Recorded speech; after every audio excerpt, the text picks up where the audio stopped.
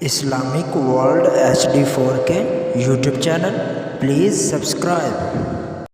وعلى آل إبراهيم إنك حميد مجيد. اللهم بارك على محمد وعلى آل محمد كما باركت على إبراهيم وعلى آل إبراهيم إنك حميد مجيد. أعوذ بالله من الشيطان الرجيم. بسم الله الرحمن الرحيم.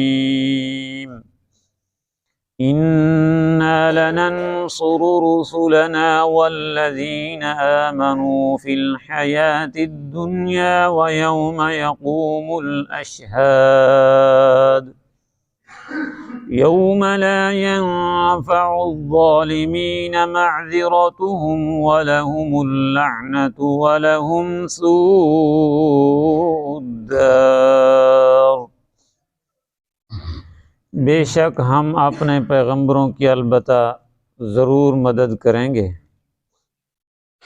اور ان لوگوں کی جو ایمان والے ہیں دنیا کی زندگی کے اندر، اور اس دن جس دن قائم ہوں گے، کھڑے ہوں گے گواہ، جس دن نہیں نفع دے گی ظالموں کو ان کی معذرت، اور ان کے لیے لعنت ہے اور برا گھر، برا ٹھکانہ ہے. اللہ رب العالمین نے اپنے انبیاء کے ساتھ اور ایمان والے لوگوں کے ساتھ اپنی مدد کا وعدہ فرمایا ہے. اللہ تعالیٰ نے یہاں پر فرمایا کہ ہم اپنے رسولوں کی اور ان لوگوں کی جو ایمان والے ہیں دنیا کے اندر بھی ہم ان کی مدد کرتے ہیں. دنیا میں مدد کا ایک مطلب تو ظاہری ہے جو آپ سب کو سمجھ آ رہا ہے. دوسرا مطلب یہ ہے کہ ہم ان کو نیک کاموں کی طرف بلانے کی ہمت اور طاقت عطا کرتے ہیں، توفیق عطا کرتے ہیں کہ وہ نیکی کے کاموں کی طرف لوگوں کو بلاتے رہتے ہیں. چاہے لوگ جتنا بھی ان کو ستاتے ہیں، رکاوٹ بنتے ہیں، لیکن وہ پھر بھی بیٹھتے نہیں، اللہ کی مدد کے ساتھ وہ دین کی دعوت لوگوں کو دیتے رہتے ہیں. چنانچہ آپ نے انبیاء کے کئی واقعات سنے کہ لوگوں نے ان کو کتنا تکلیفیں دی، کتنا کچھ ستایا، لیکن اس کے باوجود اللہ کے نبیوں نے نہ اللہ کا قرآن چھوڑا، نہ اللہ تعالیٰ کا کلمہ چھوڑا، نہ اللہ کے دین کو چھوڑا. یہ اللہ کی مدد کے ساتھ ہی ہوتا ہے. اللہ کی مدد نہ ہو تو انسان نہ کوئی نیکی کا کام کر سکتا ہے، نہ کوئی گناہ سے بچ سکتا ہے. اسی لیے فرمایا لا حول ولا قوت الا باللہ، کوئی طاقت نہیں ہے نیکی کرنے کی اور نہ کوئی ہمت ہے گناہ سے بچنے کی الا باللہ، مگر اللہ کی مدد کے ساتھ. بعض دفعہ لوگ ہوتے ہیں ایسے صرف پڑھ لیتے ہیں لا حول ولا قوت، بس آگے نہیں پڑھتے ہیں، الا باللہ نہیں کہتے.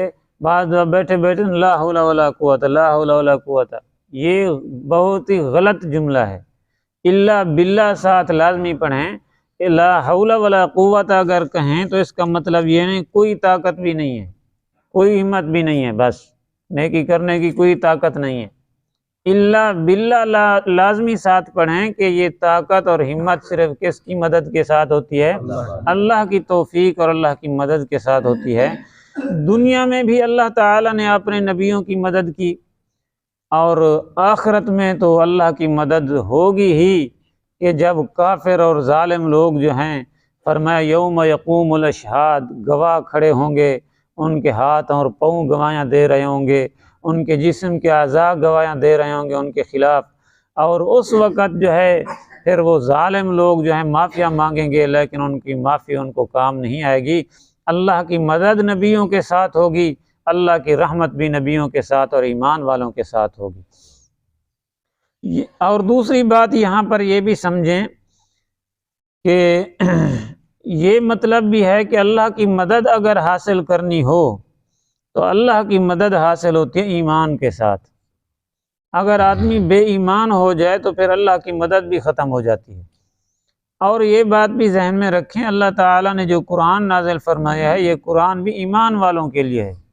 آدمی جب بے ایمان ہو جائے تو پھر تو جو کچھ کرتا رہے، جیسا کہ فرمایا اذا فاتک الحیاء فافعل ما شئت، جب حیا ختم ہو جائے تو پھر جو کچھ کرتے رہو تم، جانوروں کی طرح جانور بن جاتا ہے آدمی، پھر جو کچھ کرتا رہے۔ بلکہ اللہ تعالیٰ نے تو ایک جگہ پر یوں بھی فرمایا اولئک کالانعام، یہ جانور ہیں، بل ہم اضل، بلکہ جانوروں سے بھی بدتر ہیں، جانوروں سے بھی بدتر ہیں، کہ جانوروں کی جو اللہ تعالیٰ نے ڈیوٹیاں لگئی ہیں وہ تو اپنی ڈیوٹی پوری کر رہے ہیں، لیکن یہ انسان جانور سے بھی بدتر ہو گیا ہے کہ یہ اپنی ڈیوٹی پوری نہیں کرتا۔ آپ نے دیکھا ہے، یہ گدھے کو دیکھ لیں آپ، یہ ایک عام سا جانور ہے جس کو کوئی آپ حیثیت نہیں دیتے، آپ ایک راستے پر اس کو ایک دفعہ لے جائیں، دوسری دفعہ اسی راستے پر خود بخود چلا جاتا ہے۔ ہاں جی، ایک بندر پر آپ اس کو باندھیں، ہاں جی کھرلی پر باندھیں گھاس کھلانے کے لیے، دوسری دفعہ آپ جب چھوڑیں گے خود بخود اسی بندر اور کھرلی پر چلا جائے گا خود بخود۔ یہ گدھا ایک عام یعنی بے وقوف سا جانور ہے، آپ ایک دفعہ جو آپ اس کو بندر یا کھرلی دکھلائیں گے نا، دوسری دفعہ خود بخود اسی پر چلا جاتا ہے۔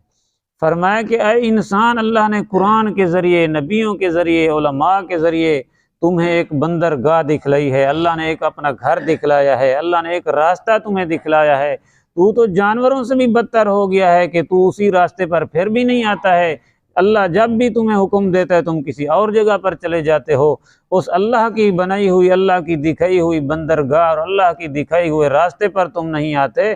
تو فرمایا بل ہم اضل، یہ جانوروں سے بھی بدتر ہیں، یہ جانوروں سے بھی بدتر ہیں۔ انسان کے اندر نا اللہ تعالیٰ نے، انسان کو اللہ نے مٹی اور پانی اور آگ سے پیدا فرمایا ہے، یہ تین انسان کے اندر عنصر ہیں۔ اور جو فرشتے ہیں نا اللہ تعالیٰ نے ان کو نور سے پیدا کیا ہے، اور جو جن ہیں ان کو اللہ پاک نے آگ سے پیدا کیا ہے۔ انسان کے اندر آگ والا مادہ بھی ہے۔ اب اگر انسان نیک اعمال کرے، اللہ تعالیٰ کی نافرمانیوں سے بچے، تو فرمایا یہ فرشتوں سے بھی اعلیٰ ہو جاتا ہے، یعنی اس کی خواہشات، اس کی مرضیاں جو ہیں اللہ کی مرضی کے تابع ہو جائیں تو پھر یہ فرشتوں سے بھی افضل ہے۔ اور اگر اس کی مرضی اور اس کی خواہشات ہاں جی غالب آ جائیں اللہ کی مرضی کے اوپر، اللہ کی مرضی نیچے اور اس کی اپنی مرضی اوپر چلنا شروع ہو جائے، تو فرمایا پھر یہ جانوروں سے بھی بدتر ہو جاتا ہے۔ فرشتے جو ہیں نا ان کے اندر اللہ نے ان کو عقل دی ہے، فرشتوں کے اندر عقل ہے، شہوت نہیں ہے۔ جانور جو ہیں ان کے اندر عقل نہیں ہے، شہوت ہے، اور انسان جو ہے اس کے اندر عقل بھی ہے، شہوت بھی ہے، دونوں چیزیں ہیں۔ فرشتوں کے اندر صرف کیا ہے؟ عقل ہے، شہوت نہیں ہے ان کے اندر۔ جانور جو ہیں ان کے اندر صرف شہوت ہے، عقل نہیں ہے، اور انسان کے اندر دونوں چیزیں ہیں، عقل بھی ہے، شہوت بھی ہے۔ اب انسان کی اگر شہوت کے اوپر عقل غالب آ جائے تو پھر یہ فرشتوں سے بھی افضل ہے۔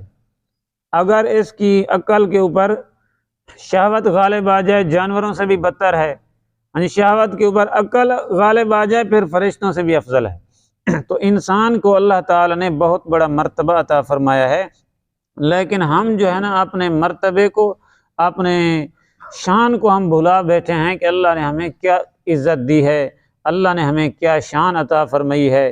وہ انسان ہی تو ہے، اللہ پاک فرماتے ہیں میرے بندے یہ صبح شام سورج اور چاند آ رہے ہیں اور جا رہے ہیں، یہ طواف کر رہے ہیں، میرے بندے یہ جو ہے کسی زمین کا چکر تھوڑی کاٹ رہے ہیں، میرے بندے یہ تیری خدمت کے لیے چکر کاٹ رہے ہیں۔ ہاں جی، جانور بھی انسان کے فائدے کے لیے، ہاں جی فرمائیے درخت بھی انسان کے لیے، زمینیں بھی انسان کے لیے، چاند سورج ستاروں کا نظام بھی انسان کے لیے، یہ ندیاں نالے سب کچھ انسان کے لیے۔ اے انسان، میں نے تجھے صرف اپنی عبادت کے لیے پیدا کیا ہے کہ تو نے اللہ کے حکموں کو پورا کرنا ہے۔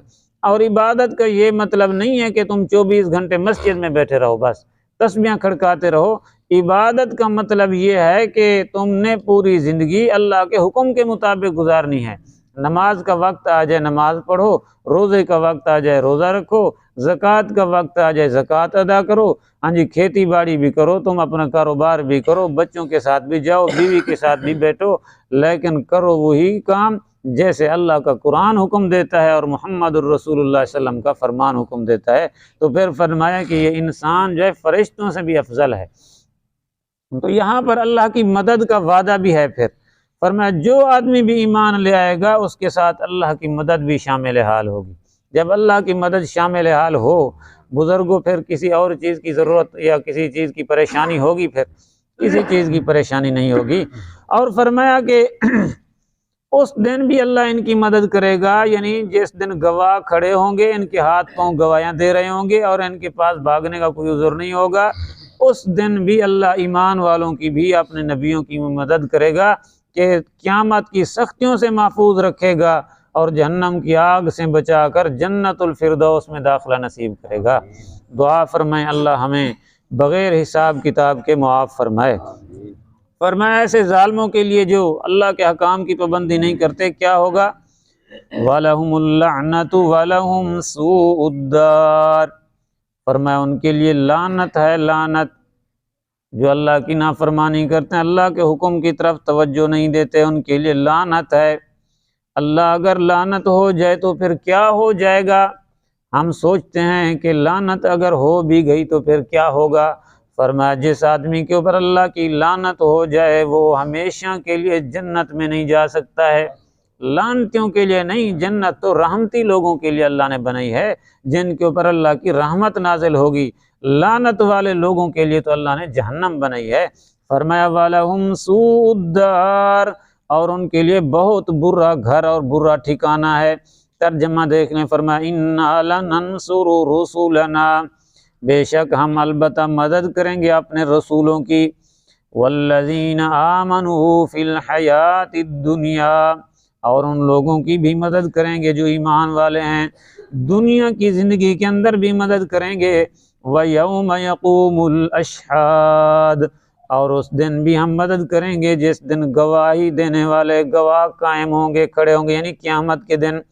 یوم لا ينفع الظالمین معذرتهم ولهم اللعنة ولهم سوء الدار، اور جس دن نہیں نفع دے گی ظالموں کو ان کی معذرت، معافیاں مانگیں گے، معذرت کریں گے، لیکن وہاں کوئی کام نہیں دے گی، اور اس دن بھی اللہ ایمان والوں کی مدد کریں گے۔ وَلَهُمُ اللَّعْنَةُ وَلَهُمْ سُوءُ الدَّارِ، اور فرمایا ایسے ظالم جنہوں نے اللہ کی نافرمانی کی، حکموں کو نہیں مانا، ان کے لیے لعنت ہے اور بہت برا ٹھکانہ ہے، گھر ہے۔ دعا فرمائے اللہ محفوظ فرمائیں۔